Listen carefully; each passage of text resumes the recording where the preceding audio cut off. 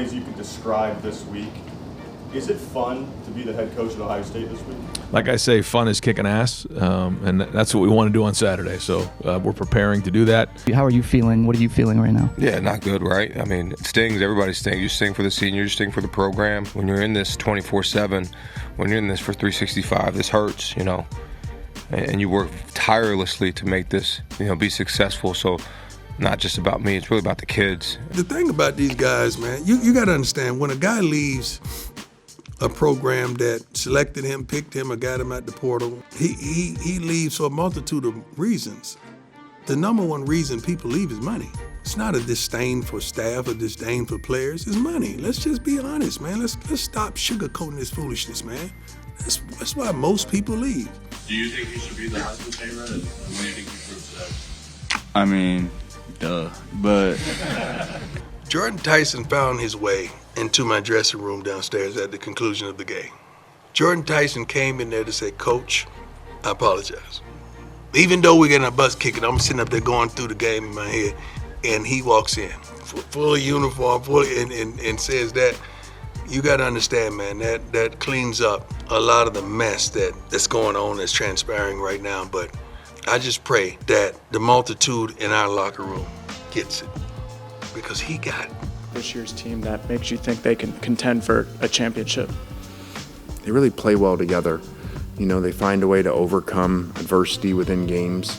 This was supposed to be a rebuilding year. This was supposed to be 2 returning starters and, you know, middle of the SEC year. So it's pretty neat, and especially led by a quarterback that got here in the summer and didn't even start at the beginning of the season. The most exciting thing to do professionally in life and in a lot of areas is to do it better than it's ever been done before. And anybody can do it 1 year. You know, can you do it over and over and over again? So that's a pretty neat stat, but that's a credit to the players and assistant coaches. Sometimes you can want something so bad it almost blinds you. You got to be really careful of that, and I think that's always the thing that comes up in these rivalry games when you talk about how bad each team wants to be successful. Everybody seems to be running a step or two faster in this game because of how much it means. That's what happens when the energy gets up to that level. This is an easy one to get their attention for. In the M, so that Ohio State wouldn't pull a flag there? yes, sir. I don't elaborate. We can't let that happen. We didn't know if they were going to or not, but if they were trying to, they were not going to. I spoke at my dad's funeral when he passed, and I always wondered why we moved so much, you know, like, because it was hard on us as kids and everything. And I realized that was just all part of his story, and all the people that came to the funeral or wrote notes from all the different places. I realized that was God's plan for him, to impact all those people and have all those relationships. I feel like in age I've figured out they all happened exactly how they were supposed to happen, when they were supposed to happen. I just didn't think it at the time. I thought they were disasters. You're a thoughtful guy. Have you found yourself just reflecting more this week, more than most, on the season and the program? No, I reflect every week. Yeah. You got to understand, man, I don't break glass in case of emergency. I know how to get it right. I'll get it right. We were headed in the right direction, and some things happened, and we took a quick left instead of staying right. But I know how to get it right, and I will.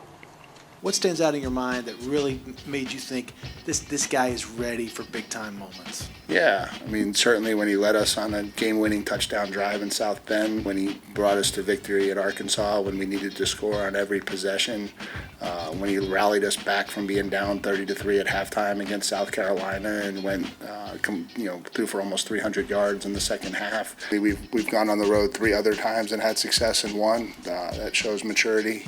We're 11-0. That shows maturity. We found a way to be successful each week. That shows maturity. What makes you ready to trust a freshman in this game? You have to play with emotion, but you can't let it play with you, and you have to learn to use it as nitrous, not as a primary fuel source. I think about Chris Olave as a freshman, that year where he blocked the punt and had 2 touchdowns in that game. Like that, his career just took off from there. Garrett Wilson had a big game that year. Guys in this game have used this as an opportunity to springboard their career. Mm-hmm. And off the wall, what's your favorite Thanksgiving side? Yeah, I'm pretty traditional when it comes to the Thanksgiving piece, going way back. So your normal stuff, Thanksgiving, when you think of it, that's what I'm all about. You enjoy that process of of going through and trying to find the pieces? Immensely. I'm not making excuses by any means. I really look forward to it. Meeting with those guys, interviewing those guys, to making sure that desire, their want, that fire matches with what we have here. It's like a dating game, man. You got to sit there and make sure. Just because a guy's a dog, that don't mean you bring him in, because a dog can mess up your yard. Because one thing that we don't have in life is measurables for the heart. If we could measure that, my God, we wouldn't waste time on some of the things we're wasting time on. Coach, I know Trinidad has only been here since May, but what has he meant to this season and this program in such a short time of being here? Yeah, it's an awesome story. I've said it all year.